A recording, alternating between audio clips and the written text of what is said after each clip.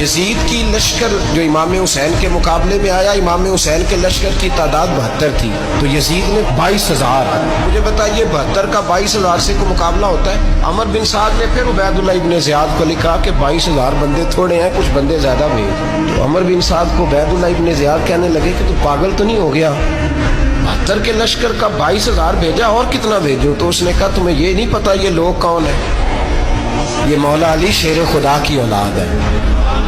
इनमें एक एक शख्स ऐसा है जो एक एक हजार के मुकाबले में लड़ना जानता है। तो यहाँ कमजोरी दिखाई जाती है। हमारे बच्चे समझने लगे हैं कि ये शायद कोई ऐसी दास्तान है, और इस तरह का माहौल टीवी पे मैं देख रहा था, इस तरह का माहौल बनाया जाता है जैसे कोई खौफ है। यानी वाकई करबला कोई ऐसा वाकया जिसे देख के खौफ तारी हो जाए, बच्चे रातों को डरे।